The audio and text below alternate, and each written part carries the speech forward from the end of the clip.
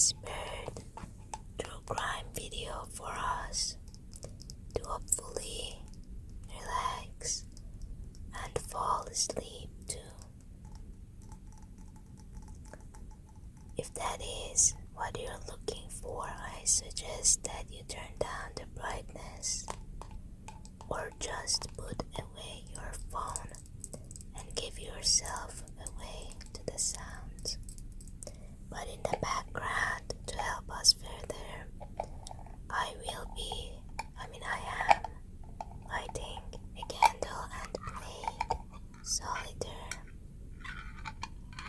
Let me know if there's any activity that you would want to see in the background.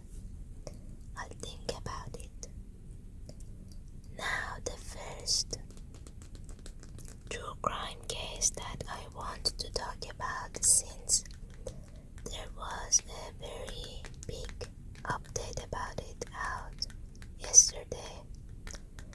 The end of the case, truly, which was the execution of this serial killer. We'll be talking about a Japanese serial killer. I think I have talked about him before. Takahiro Shiraishi was born on October 9, 1990. He became infamously known as the Twitter Killer after murdering 9 people in Zama, Kanagawa Prefecture. And he did that, killing 9 people, only between August and October of 2017. He exploited vulnerable individuals, offering to assist them in suicide via Twitter, only to RAPE kill, dismember, and conceal the remains in his apartment.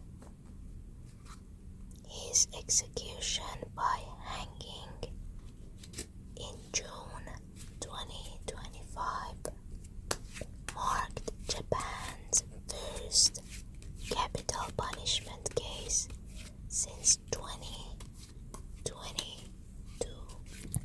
Let's see what we know about Takahiro's personal history.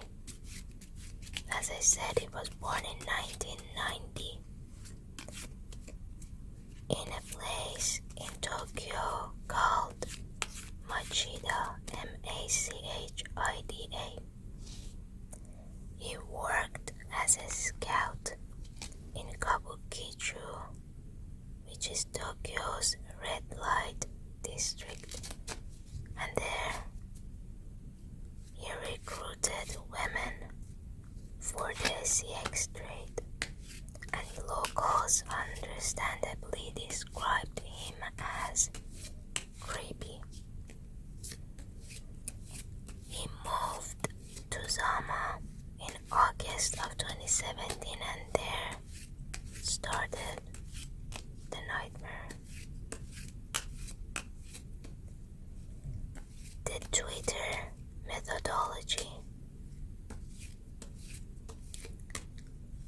Takahiro created multiple Twitter accounts. For example, one with the ID Hanging Pro, meaning hangman, in early 2017. How grim is that? Awful. He targeted users posting suicidal thoughts. How freaking disturbing.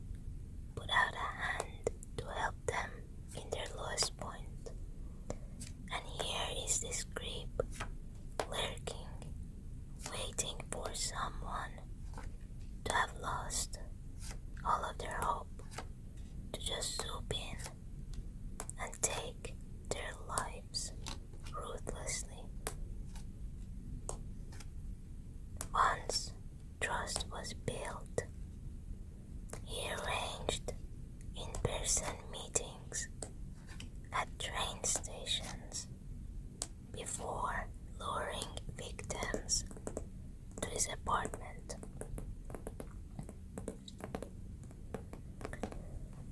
9 victims total,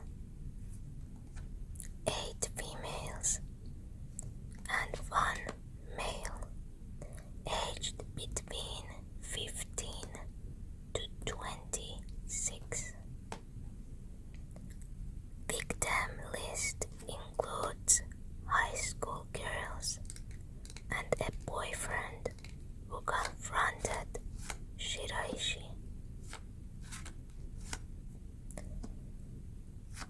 He essayed the 8 female victims. He strangled them and then dismembered their bodies. No humanity was inside this man. Nothing. The male victim, as we said, was a boyfriend of one of the female ones. He was killed similarly to prevent exposure. So I assume he strangled him and then dismembered his body, but he didn't essay him. Stashed body parts in 3 coolers and 4 boxes, using cat litter to suppress odor. Oh my God. Dear Lord. Discarded flesh and organs as garbage. Kept bones. That is what was found at his apartment. Found 9 severed heads and 240 body parts.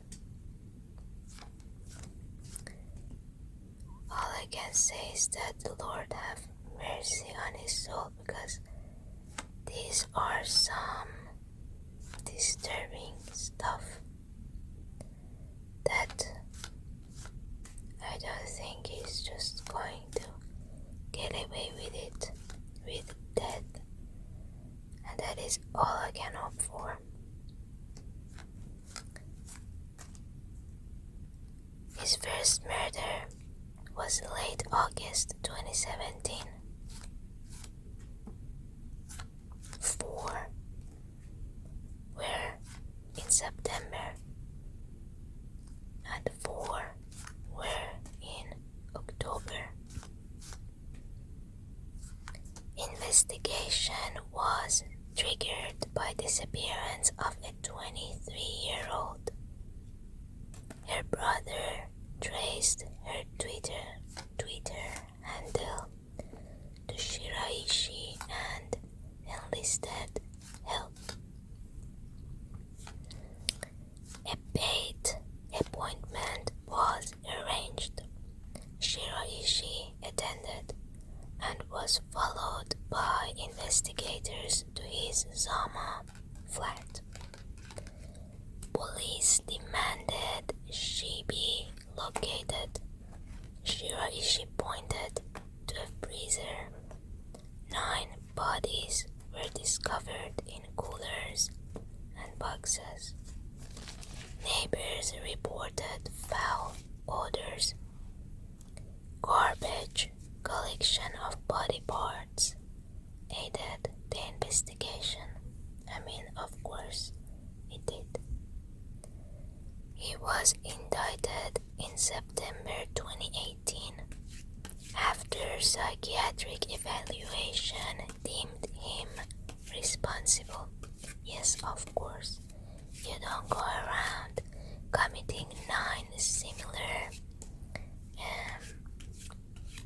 extremely detailed, planned, premeditated crimes and say you're crazy. The fact that you went similar manners, lurked in Twitter, waiting for the same type of victim. There's no way that you can just say you have mental issues. And they deemed him responsible.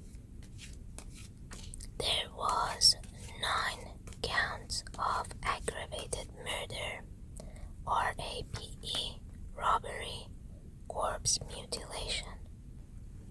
His defense strategy was that he claimed murder with consent, as they sought death by suicide. How funny is that? No matter how many times a person is gonna tell you they want to die, you just don't. And you certainly don't RAPE them afterwards, and you certainly do not mutilate their bodies and keep it in freezers. And again, to start with, just no. N-O. But of course, the prosecution refuted that. Victims resisted. Robbery and SA followed, and it negated consent, as we thought. On October 1st, 2020, Shiraishi pled guilty. On December 15 of the same year, Tokyo District Court sentenced him to death, citing extreme brutality, planning, and selfish motives. And on January 6, 2021, the sentence was finalized after he withdrew appeal. At least it is moving relatively fast with cases like this. And the last update, but maybe not for him, but the last we'll hear of him, was June 27. Yesterday, for me right now, 2025, Takahiro Shiraishi was executed by hanging at Tokyo Detention House, becoming Japan's first execution since July 2022. Justice Minister Keisuke Suzuki formally approved the execution on June 23rd, citing suicidal shock. Societal. I misread that one for sure. Execution carried out in secrecy. Prisoner notified only hours before. Oh my god. He had no idea when he was going to get executed. One day, they just woke up and heard that they're going to die.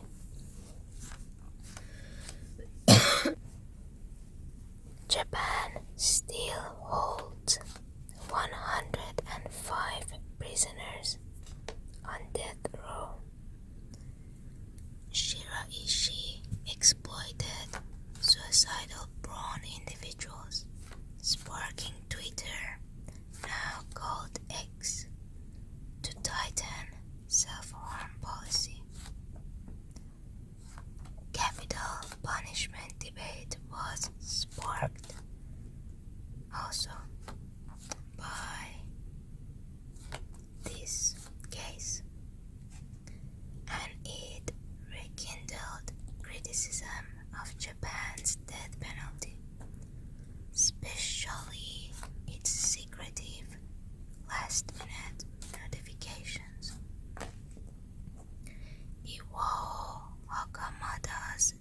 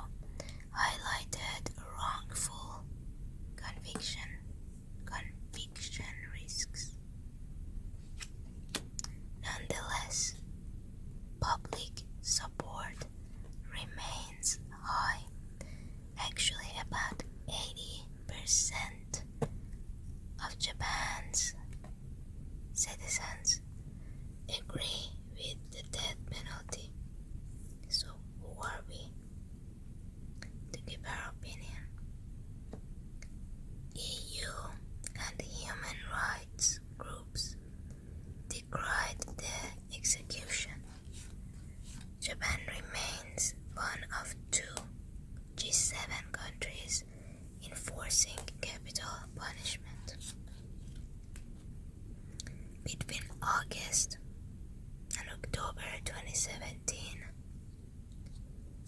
Takahiro Shiraishi lured 9 vulnerable people through Twitter as 8 strangled, dismembered, and concealed their bodies in his apartment. His highly planned and heinous acts resulted in his conviction and death sentence in December 2020. After declining to appeal, he was executed by hanging, a case that triggered introspection in Japan regarding crime, mental health, social media, and judicial ethics. This case forces us to face unsettling questions. How can we better protect vulnerable individuals online? Can we even do that? Can glimpses into mental health sparkle early enough to prevent tragedy? Do we know anything about that? And in light of such brutality, who determines justice? The state, public will, or evolving human rights, or something else? What do you think? Now, that is all about Takahiro Shiraishi and his crimes and death. Now for the next case, let's go through something way less serious, way less brutal, and surely way less heinous. Now this next case that I've prepared is a sort of a pop culture crime news, and it is about a guy named Brian Johnson, or as he is known online, Liver King, and the fact that he got arrested for threatening Joe Rogan, which I'm sure all of you have heard about. So let's get into this one now. Brian Michael Johnson. He was born on March 2nd, 1978, better known as Liver King. He is a US-based fitness influencer and entrepreneur renowned for prompting an ancestral lifestyle, consuming raw organ meats and animal products. He lifted to internet fame through TikTok, Instagram, and YouTube. In June 2025, Johnson was arrested in Austin, Texas, and charged with a misdemeanor terroristic threat after he publicly challenged podcaster Joe Rogan to a physical altercation, sparking legal consequences and mental health evaluations. Now, let's talk more about who is this Liver King. He was born on a US naval base in Puerto Rico. Brian Johnson adopted the Liver King persona, umbrella brand, ancestral supplements with dramatic videos of wolf pelt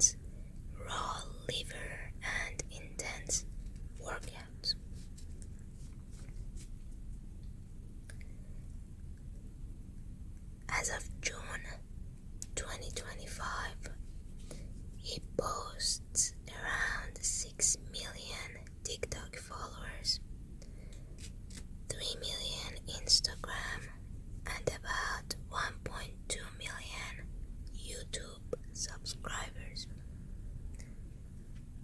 He built a $100 million health brand, claiming natural muscular results via 9 ancestral tenets and raw organs. But however, leaked 2022 emails revealed he spent around $11,000 a month on steroids and growth hormones, prompting a public apology and class action lawsuits, which were ultimately settled. And you get me? This man was boasting about building up his body and looking like this statue of a person just by eating weird parts of the animals raw, and by sleeping on the floor and not using phones or stuff like that, and by eating whatever it is that he was selling people.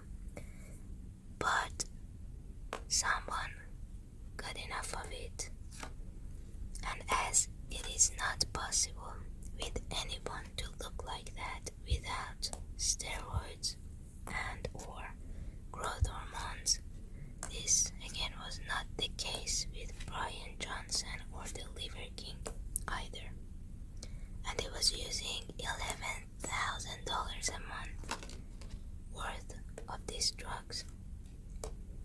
So he was falling off slowly. The persona that he had made was damaged by this, and he started to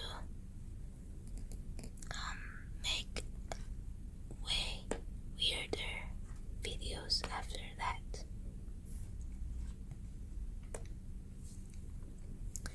So, as we said, the things that made him infamous was the fact that the steroid deception.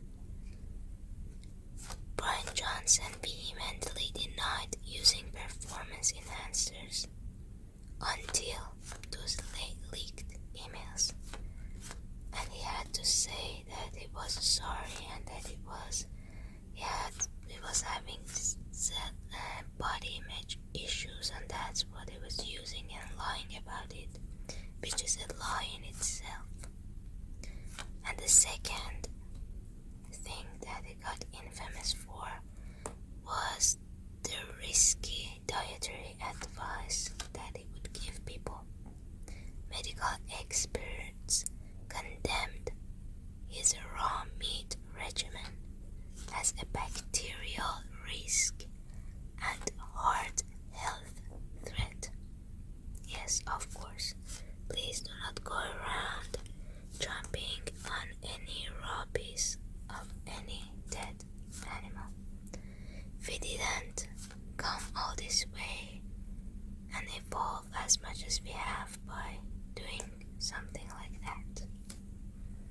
Fire's been around for a long time. And third and the last thing that it got infamous for was the Netflix documentary called Untold: The Liver King, which was released in 2025 and documented his rise, eccentric diet, and the fallout from steroid revelations. And the person on the other side of this thread was Joe Rogan.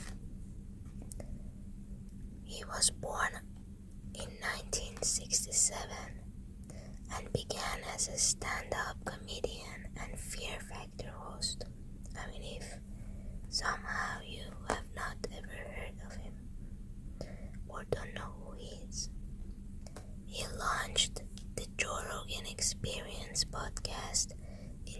2009. It rose to massive popularity by 2015 and moved exclusively to Spotify in 2021. He is a Brazilian Jiu-Jitsu black belt, and Joe Rogan often critiques online health fads. In late 2022, he challenged Liver King's physique, calling it not natural, which sparked tension, he was right. Anyone who does any amount of working out or has any amount of knowledge on the human body and physique knows that it is not ever possible to look like that without any outside helps and drugs. And Joe Rogan knew that and called him out on it in 2022. And that is where the feud started.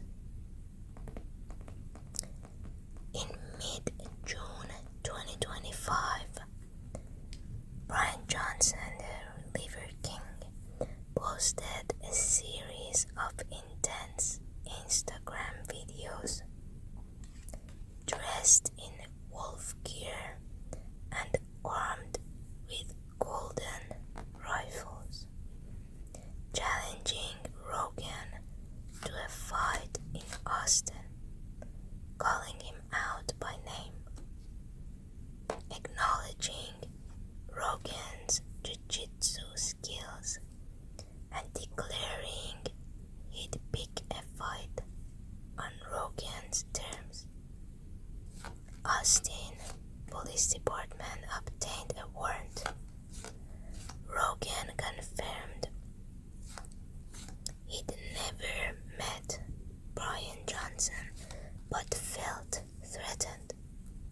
Johnson was arrested on June 24 at a Four Seasons hotel and charged with Class B misdemeanor terroristic threat. Interesting. Johnson was booked into Travis County Jail, initially held without bond. Footage captured him handcuffed in a tactical vest at the scene. A $20,000 bond was granted under conditions, and that condition was no contact or proximity within 200 yards of Rogan or his family, no firearm possession, mandatory mental health evaluation, and ankle monitoring. Police records note Brian Johnson's rambling behavior and suggest potential instability or drug issues. Rogan indicated concern over Johnson's mental health. Did I read that right? But anyway, so it is not just a simple thread or, a funny prank on YouTube. If Joe Rogan said that he was actually scared by this guy, and I'm sure he gets people being funny online about him all the time, and he doesn't, the police doesn't get involved with trolls usually. But this guy looked like a threat, the way he was dressed, and maybe people around him actually told Rogan that, dude, this guy is actually crazy, and I think if he sees you, he's going to actually lose it. Maybe, I'm just guessing. But I'm sure there were things that made them actually concerned and give him some consequences. And I bet that that all those thousands upon thousands dollars worth of steroids and growth hormones have caused him a lot of issues, and that could have, contributed to his behavior a lot.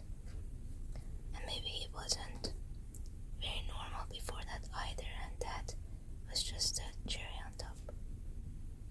So there were some post-release behavior. Brian Johnson resumed posting cryptic rants, implying he'd never stop, even misleadingly hinting at targeting Seth Rogen to scared legal terms. What in the world? Followers expressed alarms for his mental well-being. Some urged he seek help. Rogen remained silent but cooperated in filing the report. The investigation is active. Court documents require him to complete a mental health evaluation within a week and remain away from Rogen. And that is basically it, but in summary, as we said, Liver King Brian Johnson rose to fame via raw meat propaganda and ancestral living, only to be exposed for steroid use, and now faces legal consequences after threatening Joe Rogan in Austin. Wow. His arrest on June 24th, 2025 for a terroristic threat marks a dramatic turn, highlighting mental health concerns, influencer responsibility, and the limits of online aggression. You cannot be going around telling people you're going to do something when you see them and hold up a gun.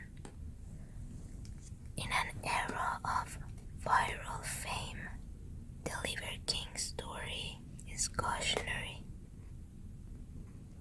Public personas can mask darker truths, and online spats can escalate into real-world crises. When passion crosses into menace, the law and mental health safety net must intervene. It's a stark reminder that the real world still draws firm boundaries, even for an internet royalty such as the Liver King. And that is the end of this case as well. Now I hope that this far into the video you're already asleep, if that's what you wanted. And if you are, I hope to God that you are very lucid, that you can decide to tune out all the darkness in the world and let in all things peaceful and lovely that brings you joy, and hold on to those. If you're still awake, maybe check out another video of mine that you haven't seen, or maybe just put the phone away and close your eyes. But God knows that that has never worked out for me personally. But anyway, make sure that you're always aware of your surroundings.